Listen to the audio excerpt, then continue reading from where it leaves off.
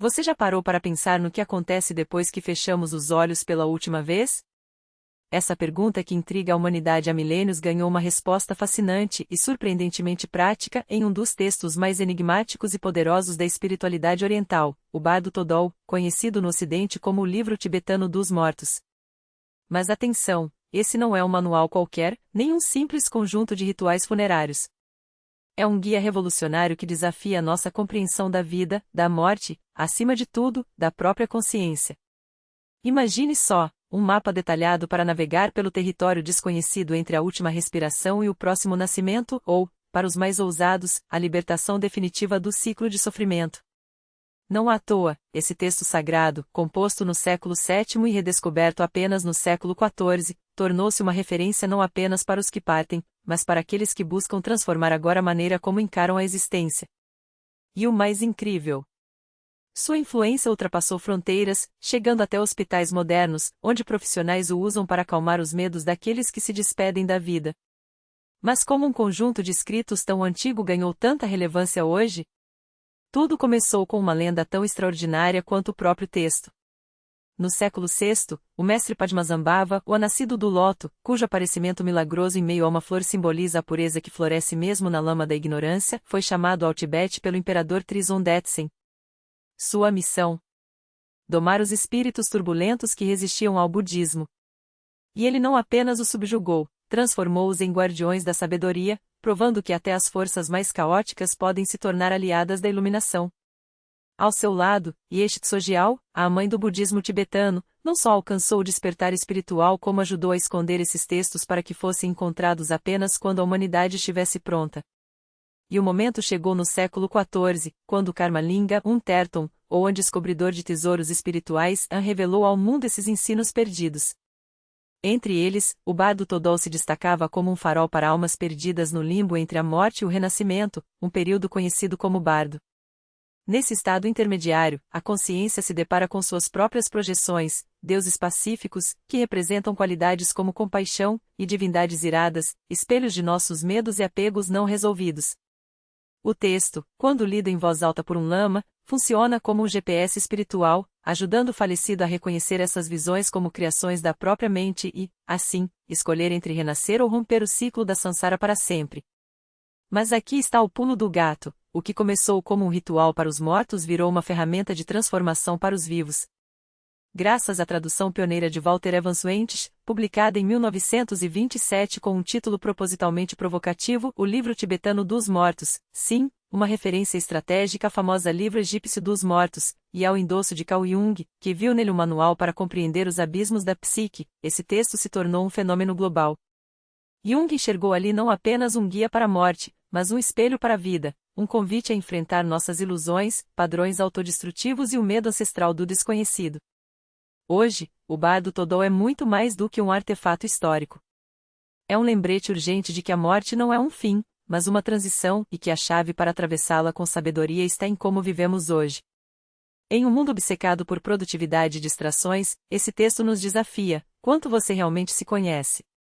Suas escolhas refletem uma consciência livre ou apenas reações condicionadas? A resposta pode estar não em dogmas, mas na coragem de olhar para dentro, exatamente como os mestres tibetanos faziam há séculos. E se você acha que isso é coisa do passado, engana-se. No Tibete contemporâneo, esses ensinos seguem vivos, transmitidos de mestre a discípulo, adaptados aos tempos modernos sem perder sua essência. Monastérios ainda ecoam suas palavras, e praticantes os usam para cultivar uma mente desperta, capaz de enxergar além das aparências.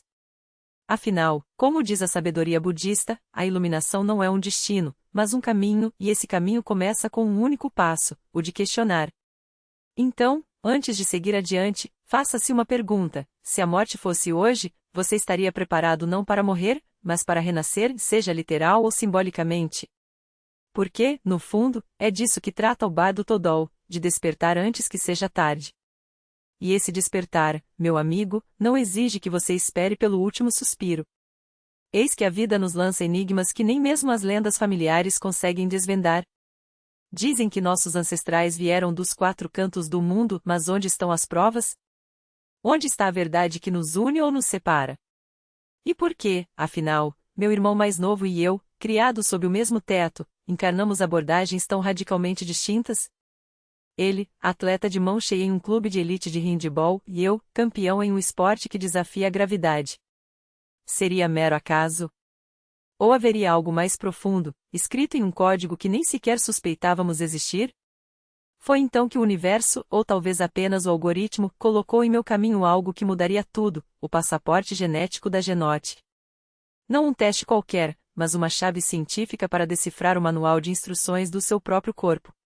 Imagine descobrir não apenas de onde vieram seus ancestrais, mas como seu DNA influencia sua saúde, sua alimentação, seus talentos escondidos e até mesmo qual tipo de atividade física foi literalmente feito para você. Não é magia. É ciência pura, traduzida em um relatório detalhado que chega até você depois de um simples e indolor envio de saliva. E o melhor: nada de agulhas, laboratórios ou esperas intermináveis. Você envia seu material, e em poucas semanas recebe o mapa completo de si mesmo, desde predisposições a doenças, e como preveni-las, até a forma como seu organismo reage a medicamentos. Mas vai além: que habilidades você carrega no sangue?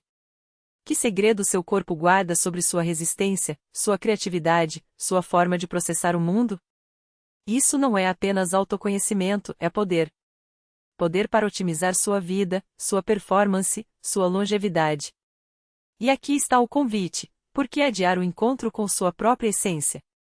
Com o promocódigo BLACK, você garante 68% de desconto no seu passaporte genético. É a oportunidade de finalmente responder às perguntas que nem a família, nem a intuição conseguiram esclarecer. A ciência e a espiritualidade se encontram quando você decide conhecer-se por completo. Clique aqui e comece sua jornada. Agora, voltemos à essência do Bardo Todol, porque, afinal, entender nossa origem é também preparar-se para o que vem depois. Este texto sagrado não é um manual de instruções para a morte, mas um espelho da vida. Ele revela uma verdade incômoda: tudo que existe está em constante transformação, e nosso sofrimento nasce justamente da ilusão de que podemos congelar o tempo, fixar emoções, perpetuar estados que, por natureza, são efêmeros. Para o budismo tibetano, a vida não é uma linha reta com um ponto final, mas um ciclo infinito de nascimento, morte e renascimento, um processo onde cada morte é, na verdade, um renascer. E aqui está o segredo: a forma como encaramos a realidade hoje define o que encontraremos amanhã. Se cultivamos ódio, medos ou apegos, essas energias se materializarão no bardo como entidades aterrorizantes, gnomos raivosos ou sombras que nos arrastam para caminhos de dor. Mas se, em vida, escolhemos a compaixão, a sabedoria e a leveza, seremos recebidos por formas divinas, budas radiantes e guias que nos conduzirão à libertação. O Bardo Todol é lido para a alma do falecido como um farol na escuridão, descrevendo cada estágio desse estado intermediário, porque a morte, assim como a vida, é um processo, não um evento instantâneo. São 6 bardos, 6 portais de consciência. 1. O bardo da vida, onde ainda respiramos, mas já somos convidados a reconhecer a ilusão de nossa realidade cotidiana. 2. O bardo do momento da morte, quando a consciência se desprende do corpo e enfrenta as primeiras visões, luzes cegantes, deuses pacíficos e terríveis, reflexos de nossa própria karma. 3. O bardo da realidade absoluta, onde nossas ações passadas se manifestam como gnomos, demônios ou anjos, e nosso maior desafio é reconhecer que tudo isso é projeção da mente. 4. O bardo do renascimento, onde a alma, ainda não liberta, é puxada de volta à existência por desejos não resolvidos, medos ou apegos. 5. O bardo do estado meditativo, uma pausa antes do novo ciclo, onde a consciência pura pode, finalmente, romper o ciclo da sansara. 6. O bardo do sono e dos sonhos, um ensaio para a morte, onde cada noite nos oferece a chance de treinar o desapego. Cada etapa é uma provação e uma oportunidade. Se a alma reconhecer as visões como ilusões, ela se libertará. Se sucumbir ao medo ou ao desejo, será arrastada de volta ao ciclo. E aqui está a genialidade do texto: ele não é apenas para os mortos, mas para os vivos. Porque a morte não começa no último suspiro, ela começa agora, em cada escolha que fazemos, em cada medo que alimentamos ou em cada amor que deixamos florescer. Os tibetanos sabem: 49 dias separam a morte do renascimento. 7 semanas onde a alma vagueia, aprende, purga. E durante esse tempo, os vivos têm um papel crucial: ler o Bardo Todol não é um ritual vazio, mas um ato de amor. Cada palavra recitada é uma âncora para a consciência perdida, um lembrete de que a libertação é possível. Claro, a duração dos rituais muitas vezes depende de recursos, incensos, ofertas, a presença de um lama, mas o essencial não está no custo, e sim na intenção. Uma família pobre que recita o texto com devoção cumpre seu dever tão bem quanto um mosteiro repleto de relíquias. Eis a pergunta que não quer calar: por que tememos tanto a morte, se ela é apenas mais uma passagem? No Ocidente, transformamos o fim em um tabu, um fantasma que assombra nossos pensamentos. Mas no Tibete, a morte é uma professora. Ela nos ensina que a vida não é algo a ser temido, mas compreendido, vivido com intensidade, finalmente, solto com gratidão. Curiosamente, essa ideia de um estado intermediário não é exclusiva do budismo. O purgatório cristão, por exemplo, também fala de um espaço-tempo onde a alma é purificada antes de alcançar a luz. Mas enquanto o purgatório é um lugar de sofrimento redentor, o bardo é um campo de possibilidades. Não há castigo, apenas consequências. Não há juízes, apenas espelhos. E a maior diferença? No bardo, você não está preso, você está escolhendo, a cada momento, entre a ilusão e a verdade. Então, voltemos à pergunta inicial: você está preparado para renascer? Não amanhã, não daqui a décadas, mas hoje, neste exato instante, quando cada decisão sua esculpe o caminho que sua alma percorrerá. Porque, no fim das contas, o bardo Todon não é sobre morrer. É sobre viver de forma tão consciente que a morte se torna apenas mais um capítulo e não o final. Ao contrário do purgatório cristão, onde a alma se submete a um processo de purificação passiva, quase como um paciente sob os cuidados de um médico divino, o bardo oferece algo muito mais radical, não apenas a limpeza, mas a possibilidade do despertar. Aqui, o morto não é um recipiente vazio esperando ser preenchido pela graça, ele é o próprio arquiteto de seu destino. Se reconhecer sua natureza verdadeira, aquela que não nasce, não morre e jamais foi maculada pela ilusão, a libertação é instantânea. Não há juízes, não há sentenças, apenas o espelho implacável da própria consciência. Mas e se não reconhecer? Então o bardo se transforma em um portal para os 6 reinos da Sansara, não como punição, mas como consequência natural das pegadas que a mente deixou para trás. Você pode renascer entre deuses, seduzido pela euforia do poder, ou entre azuras, consumido pela inveja e pela guerra eterna, ou como humano, com sua mistura única de dor e potencial, ou até mesmo nos reinos mais sombrios, onde o sofrimento se torna um labirinto sem saída. A diferença crucial? Nenhum desses destinos é definitivo. Cada renascimento é uma nova chance de acordar, de soltar as amarras que ainda prendem a consciência à roda das existências. O bardo não é uma sala de espera para o paraíso, é um campo de batalha onde se decide: continuo dormindo ou finalmente abro os olhos? E aqui chegamos a um ponto fascinante: tanto o purgatório quanto o bardo dependem de uma ajuda externa. No cristianismo, são as orações dos vivos, a intercessão da igreja, os rituais que, como cordas lançadas a um afogado, podem encurtar o tempo de purgação. No budismo tibetano, são as palavras da Tibetan Book of the Dead, lidas por um lama experiente, que funcionam como um farol na escuridão. Mas há uma diferença abissal: no purgatório, a alma é em grande parte passiva, dependente da misericórdia divina e das ações alheias. No bardo, a responsabilidade é inteiramente sua.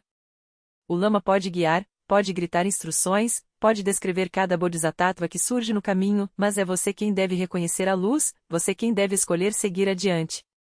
Não há salvadores. Só há espelhos. Isso nos leva a uma questão inevitável: serão essas duas visões, uma de redenção pela fé, outra de libertação pelo autoconhecimento, apenas duas faces da mesma moeda cósmica? Ou revelam abismos filosóficos irreconciliáveis? O purgatório fala de um Deus que, apesar da justiça, é acima de tudo amor, o bardo, de uma lei cósmica impessoal, onde até os deuses estão presos à cadeia do karma. Um promete salvação através da graça, o outro, através da sabedoria. Um diz: confie em mim. O outro sussurra: acorde. E é aqui que a figura de Carl Jung entra como um raio em noite escura. Quando Evans Wentz publicou sua tradução em 1927, o texto sagrado tibetano foi arremessado para um mundo que mal sabia como recebê-lo. Jung, porém, viu nele algo além de um manual funerário, um mapa da psique humana. Para ele, as visões do bardo não eram fantasmas ou demônios, mas arquetipos, forças primais que habitam o inconsciente coletivo.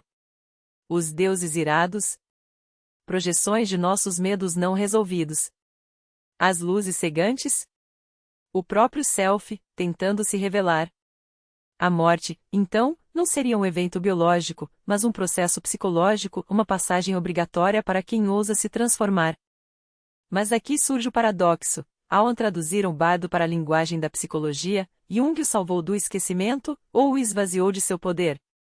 Evans Wentz, imerso em teosofia e Vedanta, já havia distorcido o texto original, forçando conceitos budistas em moldes hinduístas. Termos como Atman ou Nirvana, carregados de significados específicos no hinduísmo, foram colados ao budismo tibetano como se fossem intercambiáveis, criando uma salada espiritual que muitos puristas condenam. O resultado: uma versão do bardo Todol que, para alguns, virou mais um best-seller de autoajuda do que um texto sagrado. E o que dizer dos não-budistas? Para um ateu, os rituais do bardo podem ser uma ferramenta poderosa não para guiar almas, mas para dissecar o medo. Jung mesmo usava o texto como um espelho para seus pacientes. As descrições das visões pós-morte serviam para iluminar suas próprias sombras, suas ansiedades existenciais. Para um cristão ou muçulmano, porém, a Tibetan Book of the Dead pode soar como um enigma, suas imagens são estranhas, sua cosmologia, alienígena. E aqui está o risco: quando um texto sagrado é descontextualizado, ele pode virar mais uma mercadoria espiritual, um amuleto exótico para quem coleciona sabedorias, mas não as vive. No Tibete moderno, a tensão é ainda mais aguda. Enquanto os mosteiros preservam os rituais com devoção milenar, as novas gerações, educadas entre smartphones e universidade ocidentais, muitas vezes veem o bardo como uma relíquia. E no entanto, mesmo ali, onde a globalização corrói tradições, o texto resiste. Porque, no fundo, ele fala de algo universal: a morte não é um ponto final, mas uma pergunta. E a resposta? Depende de quão disposto você está a encará-la. O legado de Stanislav Grof expandiu as fronteiras entre os arquétipos, os estados alterados de consciência e as experiências de quase-morte, tecendo uma ponte ousada entre a psicologia ocidental e as sabedorias ancestrais. Mas essa aproximação não veio sem controvérsias. Críticos, especialmente vozes do budismo tibetano, alertam: ao reduzir o bardo Todol a meros símbolos psicológicos, Jung e seus seguidores arriscaram esvaziar sua sacralidade. O texto deixou de ser um manual ritualístico para se tornar, aos olhos de muitos, um guia metafórico, ou útil, talvez, mas desprovido da urgência cerimoniosa que o torna vivo. Como se a morte pudesse ser dissertada em consultórios, e não enfrentada nos limiares entre este mundo e o que vem depois. E no entanto, é justamente nesse bardo, esse estado intermediário onde a consciência dança entre a dissolução e o renascimento, que os deuses se revelam. Não como mitos distantes, mas como espelhos. Os 42 Budas pacíficos que surgem nos primeiros dias após a morte não são meras figuras, são as 5 famílias de Budas da sabedoria, cada uma encarnando uma qualidade pura do espírito. Vairocana, o Buda central, irradia a luz do conhecimento onisciente. Aksobhya, do leste, reflete a consciência como um espelho sem distorções. E Ratnasambhava, do sul, personifica a equanimidade que transcende dualidades. Amitabha, do oeste, ilumina o discernimento que separa ilusão de verdade. E Amoghasiddhi, do norte, simboliza a ação compassiva que completa o ciclo. Suas consortes, as Dakinis, são a energia dinâmica que move essa dança cósmica. Encontrá-los não é um privilégio, é um teste. Se o morto os reconhece como projeções de sua própria mente, ele desperta. Se recua, perdido em medos e apegos, a oportunidade se esvai como fumaça. Depois vem os 58 deuses irados, não para punir, mas para provocar. Yamantaka, o conquistador da morte, e Mahakala, o senhor do tempo que devora a ignorância, Ayagriva, a forma equina que esmaga obstáculos, e as Dakinis furiosas, portadoras de energias transformadoras. Suas máscaras terríveis não escondem maldade, mas sim as sombras não resolvidas daqueles que partem, raivas reprimidas, desejos inconfessos, o peso kármico de uma vida mal vivida. Eles rugem não para aterrorizar, mas para acordar. Olhe, gritam suas formas distorcidas. Isso aqui é seu. Enfrente-o, ou será arrastado de volta ao ciclo. A genialidade do bardo Todol está nesse jogo de espelhos. Os deuses pacíficos oferecem a libertação, os irados, a chance de purgação. Ambos são faces da mesma moeda, a mente do morto, projetada em formas divinas. Se ele compreende que tudo isso é ilusão, que até o inferno é um sonho de sua própria criação, então a porta para o Nirvana se abre.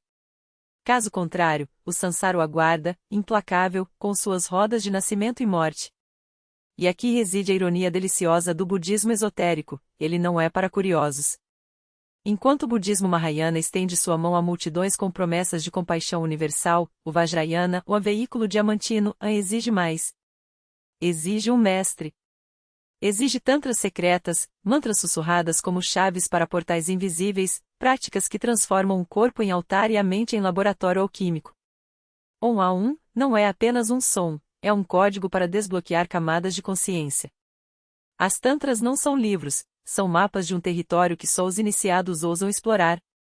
O Vajrayana, ou Mantrayana, ou Tantrayana, dependendo de quem o nomeia, é a via rápida, mas perigosa. Como um alpinista sem corda, o praticante escala a montanha da iluminação com ferramentas que, nas mãos erradas, podem se tornar armas. A relação com o Idam, a divindade tutelar, não é devocional no sentido passivo, é um casamento alquímico. O discípulo torna-se a divindade, funde-se com ela em meditações que dissolvem o ego como açúcar na água. Não há espaço para meia entrega. Ou você bebe o veneno e o transforma em néctar, ou o veneno consome. Eis o paradoxo: o mesmo sistema que promete libertação em uma única vida também adverte que, sem orientação, seus métodos podem levar à loucura. Os textos tântricos não são para serem lidos, são para serem vividos, sob a supervisão de alguém que já atravessou o fogo. Por isso, enquanto o Mahayana flui como um rio aberto, o Vajrayana se esconde nas montanhas, revelando seus segredos apenas aos que batem a porta com as mãos limpas e o coração disposto a queimar. E assim voltamos ao bardo, esse espelho que o budismo esotérico segura diante de nós. Não é um manual de instruções, mas um convite ou melhor, um desafio. Você ousa olhar? Pergunta. Você ousa reconhecer? Porque, no fim, a morte não é um mistério a ser resolvido, mas uma experiência a ser transmutada. E os deuses, pacíficos ou irados, são apenas os mensageiros dessa verdade inconveniente: a libertação não está além, mas dentro, escondida nas dobras da própria mente que teima em negá-la. E aqui entramos no território dos Massidas, aqueles que o budismo esotérico chama de grandes realizadores. Não eram meros ascetas, mas alquimistas da consciência, teimosos em sua busca por desvendar os segredos que o próprio Buda teria reservado para os poucos. Dizem que frequentavam os charnel ground, aqueles campos de cremação onde os corpos se decompunham ao relento, não por morbidez, mas porque ali, entre o cheiro da carne apodrecendo e o silvo dos corvos, a fronteira entre vida e morte se tornava porosa. Era o lugar perfeito para dialogar com o invisível, Ngé serpenteando entre as sombras, Yakshas guardiões dos tesouros ocultos, Kins dançando nos limiares da percepção, e os espíritos dos mortos, ainda presos às ilusões que os mantinham errantes. Mas atenção, embora se declarassem budistas, os Siddhas não se curvavam aos dogmas do budismo institucional. Para eles, a doutrina havia se tornado um casulo de rituais vazios, um reflexo pálido do que Buda realmente ensinou. Afirmavam deter os Upadeshas secretos, transmitidos em sussurros pelo mestre antes de seu parinirvana, ensinamentos tão potentes que só poderiam ser confiados aos que já haviam queimado suas amarras com o mundo convencional. E quem lhes revelava esses mistérios? Ninguém menos que Vajrayogin ou Basat Tr, a Salvadora, manifestação do próprio coração compassivo do cosmos. Ela, que protegia os ousados de se perderem nos abismos da prática, era prova de que a libertação não exigia renúncia ao mundo, mas uma transmutação dele. Não por acaso, sua rebeldia espiritual encontrou abrigo sob o manto da dinastia Pala, no reino de Kamarupa. Lá, floresceram duas correntes budistas tão entrelaçadas que mal se distinguiam, a dos Siddhas e a dos Vajrayanis. Ambos bebiam vinho dos crânios, sim, literalmente, praticavam o Karma Mudra, a união sexual como ritual sagrado, e cuspiam nas castas e nos títulos sociais. Normas, riam eles. São grilhões forjados pela ilusão para manter vocês acorrentados ao Sansara. Sua liberdade não era concessão de homens, mas um selo divino, carimbado por forças que existiam antes mesmo que os deuses tivessem nome. O objetivo? Tornar-se um Basat, um ser desperto que, ao invés de fugir da vida, a devorava por completo. Comiam, bebiam, amavam e transgrediam não por hedonismo, mas porque sabiam, o apego não se vence pela negação, mas pela saciedade. Quando a mente se esvazia de desejo após ter se fartado dele, o que resta é o vazio luminoso, e é ali, nesse espaço sem centro, que a verdadeira libertação nasce. Os textos posteriores confirmam, eles estavam certos. Suas práticas, taxadas de heréticas, germinaram no solo tibetano e deram origem ao Vajrayana, sistematizado por mestres como Padmasambhava. O que era marginal tornou-se o núcleo do budismo esotérico que hoje conhecemos. E enquanto isso, do outro lado das montanhas, o esoterismo budista ganhava a China pela mão da dinastia Tang. Não chegou como um estranho, séculos antes, as missões do imperador Ashoka já haviam semeado as primeiras ideias. Mas o Vajrayana prometia algo mais urgente que a meditação serena dos mosteiros, um atalho para o despertar. Grandes mestres indianos cruzaram o Himalaia para traduzir textos e fundar centros de estudo, enquanto eruditos chineses faziam o caminho inverso, voltando com rolos de seda carregados de mantras e mandalas. A Índia, então, era o útero sagrado do qual tudo emanava. Os textos eram vertidos com um zelo quase obsessivo, palavra por palavra, como se o próprio Buda estivesse ditando através dos séculos. Da China, a corrente esotérica seguiu para o Japão, onde encontrou solo fértil nas mãos do príncipe Shitoku e, depois, na genialidade de Kai, o Kabe Daishi, monge poeta que fundou o Shingon, o ambudismo da palavra verdadeira. Para ele, o Buda não era um homem que acendeu uma luz, mas a encarnação de uma verdade eterna, um código cósmico escrito antes mesmo que o tempo existisse.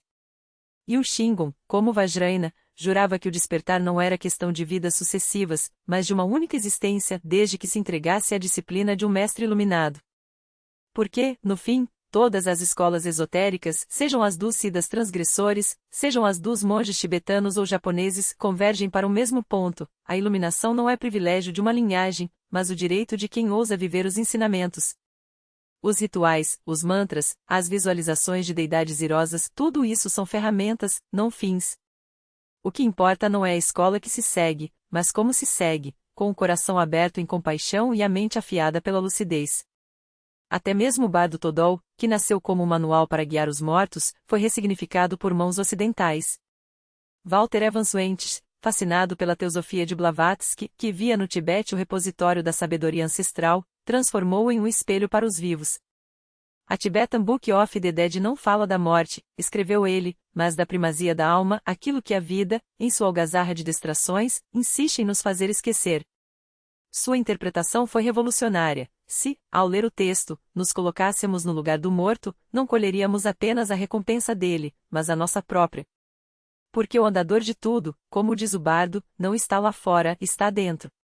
Desde então, o livro jamais deixou de ser lido, mas agora através de 3 lentes que pouco têm a ver com seu propósito original: a científica, que busca provas empíricas da vida após a morte, a psicológica, que enxerga nos bardos arquétipos da mente humana, e a humanista, que o trata como um manual de transformação pessoal. 3 caminhos para uma mesma verdade: o bardo não é sobre morrer, mas sobre nascer a cada instante, a cada escolha, a cada vez que ousamos enfrentar o espelho e reconhecer, por trás da máscara, o brilho do que nunca morre. O que encontramos no Bardo Todol, afinal, não é apenas um retrato reconhecível dos estados psicológicos de transição, aqueles momentos liminares em que a identidade se dissolve e o ser se vê suspenso entre o que foi e o que ainda não é, estudos modernos em psicologia transpessoal, experiências de quase morte e até relatos de pacientes em estados alterados de consciência confirmam: o mapa que os bardos traçaram há séculos corresponde, com espantosa precisão, às paisagens internas que todos atravessamos em crises, lutos ou renascimentos pessoais. Não por acaso, é esse mesmo paralelo que confere ao texto um caráter científico, não no sentido reducionista de laboratório, mas como um espelho que reflete padrões universais da mente humana. Já os outros 2 caminhos, humanista e o existencial, desvendam no bardo um manual de sabedoria prática, livre de dogmas. Eles não exigem fé em forças sobrenaturais nem aderência a rituais religiosos, embora a espiritualidade, quando autêntica, sempre encontre ali um solo fértil. Em vez disso, propõem algo muito mais radical: que a morte não é um evento futuro, mas uma metáfora do presente. Cada escolha que adiamos, cada medo que nos paralisa, cada apego que nos define é um bardo em miniatura, um limbo que só atravessamos quando ousamos soltar o que já não nos serve. Não é à toa que, hoje, o texto seja lido menos como um guia para os mortos e mais como um convite aos vivos: como morrer antes de morrer, para que a vida, enfim, comece. E aqui reside a ironia: Um manuscrito escrito no século VII por um mestre tibetano, cujo nome sequer conhecemos com certeza, tornou-se, nos últimos 100 anos, um dos textos mais reinterpretados, adaptados e até reinventados do mundo. Traduzido, distorcido, popularizado, esvaziado e ressignificado, o Bardo Todol gerou uma constelação de versões que, no fundo, orbitam aquelas três lentes que citei. Uma das mais influentes, e controversas, é o livro tibetano Do Viver e do Morrer, de Sogyal Rinpoche, publicado em 1992. Não é uma tradução, mas uma recriação, uma ponte entre a ancestral sabedoria dos lamas e as angústias do homem moderno. Seu propósito? Oferecer consolo aos que partem, esperança aos que ficam e, acima de tudo, um chamado à ação, que a morte não seja um tabu delegado a padres e covas, mas um diálogo íntimo, uma prática diária de desapego e presença. Críticos acusaram a obra de um pouco científica, como se o bardo original tivesse sido concebido para passar pelo crivo de revistas acadêmicas. Mas esse é justamente o ponto: o texto nunca foi sobre provas, e sim sobre experiência.